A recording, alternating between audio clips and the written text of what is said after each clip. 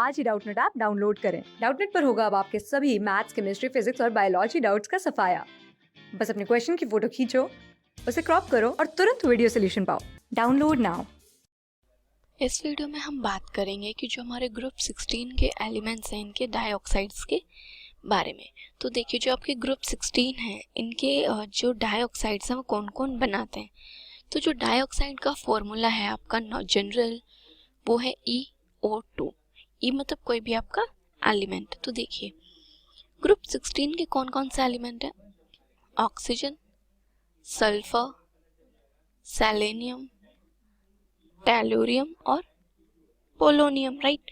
अब जो इनके डाइऑक्साइड्स बनेंगे वो क्या क्या बनेंगे? देखिए, ऑक्सीजन डाइऑक्साइड नहीं बनाएगा बिकॉज ये तो ओजोन बनेगा ना, O3 बनेगा यहाँ पे, और वो डाइऑक्साइड में नहीं आएगा आपका, राइट।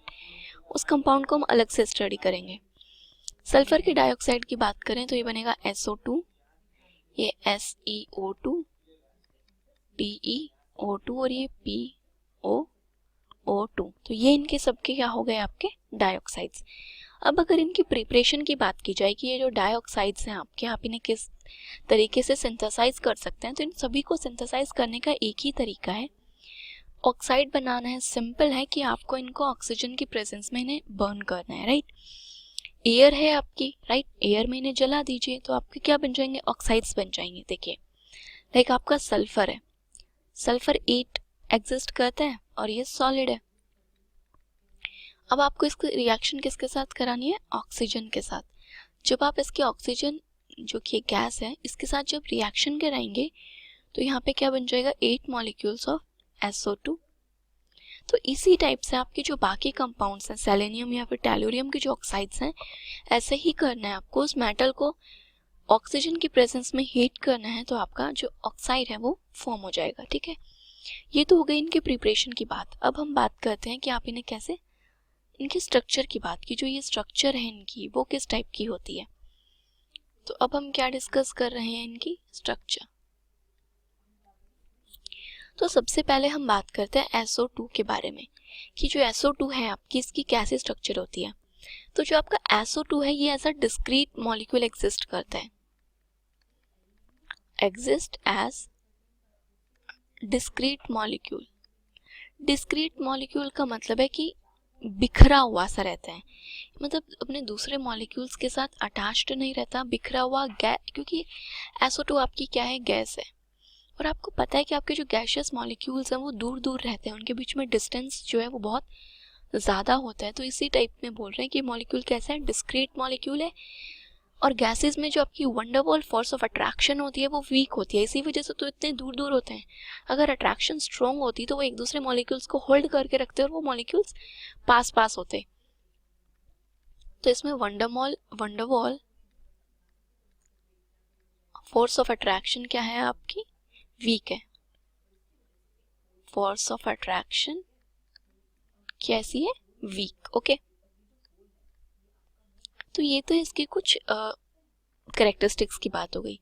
अब हम देखिए, हमने बता दिया कि आपकी जो SO2 है ये गैस है। अब इसके स्ट्रक्चर की बात करें, SO2 में जो आपका सल्फर है जो कि सेंट्रल एटम है, ये आपका sp2 हाइब्रिडाइज्ड होता है, ठीक है। अब ये sp2 हाइब्रिडाइज्ड कैसे होता है? देखिए, हम वो बात करते हैं कि स्ट्रक्चर कैसे बनती है आपकी। तो यहाँ पे जो आपका सल्फर है इसकी मैं जो इलेक्ट्रॉनिक कॉन्फ़िगरेशन लिख रही हूँ वो लिख रही हूँ फर्स्ट एक्साइटेड स्टेट में। तो जब हम इसकी फर्स्ट एक्साइटेड स्टेट में इलेक्ट्रॉनिक कॉन्फ़िगरेशन लिखेंगे तो देखिए, ये तो हो जाएगा आपका 3s ऑर्बिटल जिसमें आपके इलेक्ट्रॉन्स पेयर हैं फर्स्ट में। तो देन आता है आपका एक 3p ऑर्बिटल, एंड देन उसके बाद क्या आएगा आपका 3d, ठीक है। तो 3p में अभी फर्स्ट एक्साइटेड स्टेट आ चुकी है। वैसे तो क्या होता है 3p आपका 4 होता है, बट फर्स्ट एक्साइटेड स्टेट में जो ये पेयर्ड इलेक्ट्रॉन होता है ये एक्साइट करके कहाँ जाएगा? आपके d ऑर्बिटल में। तो ये हो गई आपकी स्ट्रक्चर, ठीक है। ये आपके ऐसे इलेक्ट्रॉन्स डिस्ट्रीब्यूट अप होते हैं। अब हमने क्या बोला कि आपका सल्फर जो सेंट्रल एटम है वो क्या है? sp2 हाइब्रिडाइज्ड है। तो ये हो गया आपका यहाँ तक जो p ऑर्बिटल है ये क्या हो गया? sp2 टू हाइब्रिडाइजेशन में इवॉल्व हैं ये वाले तो इलेक्ट्रॉन्स आपके। अब बाकी के जो दो इलेक्ट्रॉन्स बच गए वो कैसे होंगे? अब आपका sp2 हाइब्रिडाइज्ड है तो देखिए जो आपके दो sp ऑर्बिटल्स हैं ये तो किसके साथ ओवरलैप करेंगे? आपके ऑक्सीजन के p ऑर्बिटल के साथ ओवरलैप करेंगे, राइट। और ये जो इलेक्ट्रॉन है ये एक sp इलेक्ट्रॉन, जो sp ऑर्बिटल एक और बच गया उसमें ये इलेक्ट्रॉन्स क्या होंगे? आपके lone pair, as a lone pair present होंगे, राइट। और ये दोनों sp ऑर्बिटल्स आपके क्या करेंगे? सिग्मा बॉन्ड बनाएंगे। तो अगर हम SO2 की स्ट्रक्चर देखें तो देखिए SO2 की जो स्ट्रक्चर होती है वो आपकी कुछ इस टाइप की होती है। तो यहाँ पे एक एक तो आपके सिग्मा बॉन्ड है। अब हम बात करते हैं आपके पाई बॉन्ड्स की, कि जो ये पाई बॉन्ड बने हैं आपके ये कैसे होते हैं और ये कैसी स्ट्रक्चर है आपकी? बेंट। अब पाई बॉन्ड की बात करें तो पाई बॉन्ड कैसे बनेंगे आपके, कि ये जो बॉन्ड है ये आपके p ऑर्बिटल के साथ ओवरलैप करना है इन्होंने, तो ओके।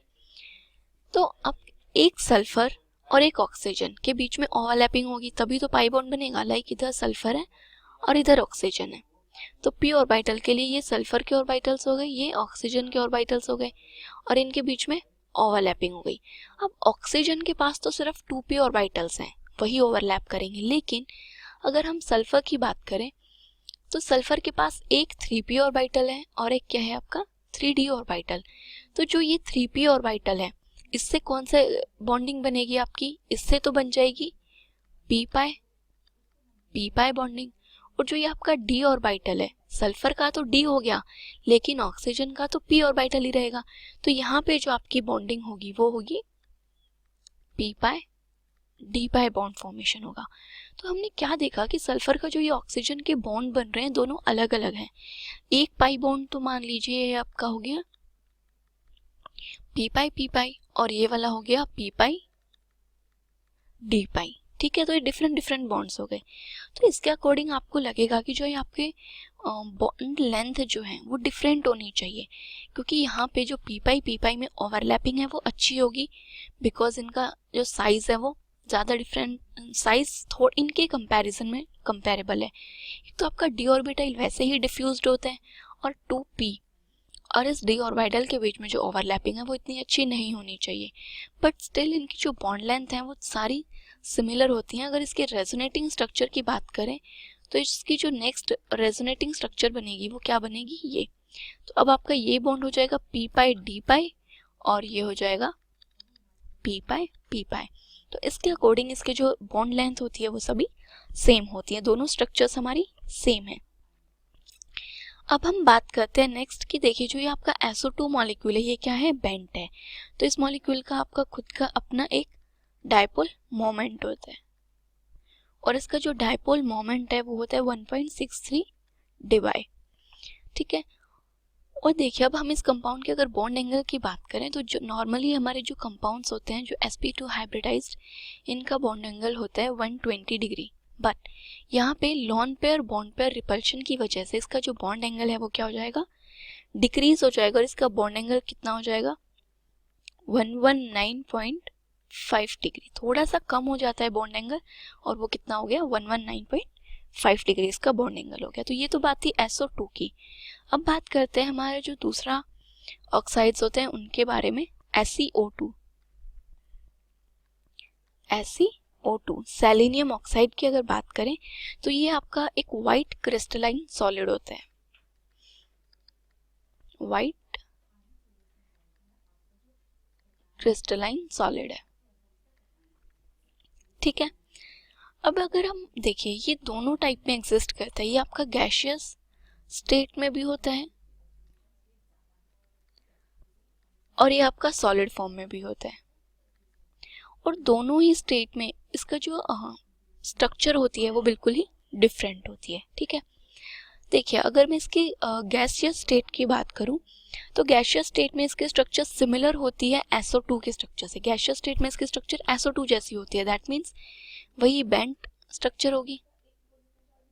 तो गैसियस स्टेट में तो इसकी स्ट्रक्चर ये हो गई।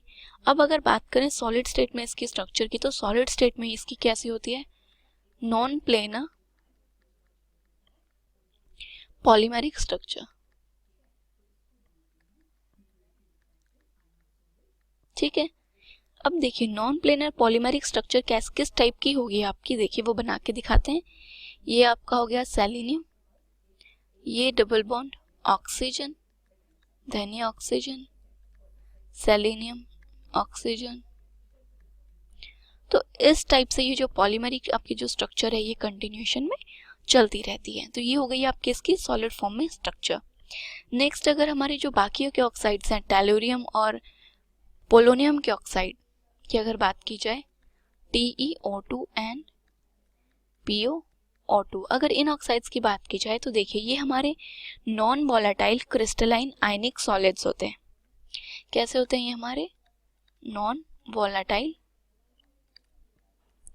क्रिस्टलाइन आयनिक सॉलिड्स। ठीक है, ये कंपाउंड्स होते हैं। और जो ये सारे के सारे आपके कंपाउंड्स जो हैं ये दो क्रिस्टलाइन फॉर्म में एग्जिस्ट करते हैं, राइट। और इनकी जो स्ट्रक्चर क्या होती है, लेयर्ड स्ट्रक्चर होती है, एक के ऊपर दूसरी लेयर। ठीक है, और जो हमारे जितने भी ऑक्साइड्स हैं इनमें आपने देखा कि क्या होती है, आपके मल्टीपल बॉन्ड्स बनते हैं। ऑक्साइड्स के स्ट्रक्चर में आपके यहाँ पे क्या बन रहे हैं, पी पाई डी पाई और पी पाई बॉन्डिंग होती है, राइट। ये जो बॉन्डिंग होती है, बट जैसे ही हम ऊपर से नीचे की तरफ हम डाउन द ग्रुप आते हैं, डाउन द ग्रुप जब आते हैं तो आपकी जो मल्टीपल बॉन्डिंग है वो डिक्रीज हो जाती है। Down the group multiple bond decreases, because देखिए जब आप नीचे की तरफ आ रहे हैं तो जो ऑर्बिटल का साइज है, ऑर्बिटल साइज इंक्रीजेस।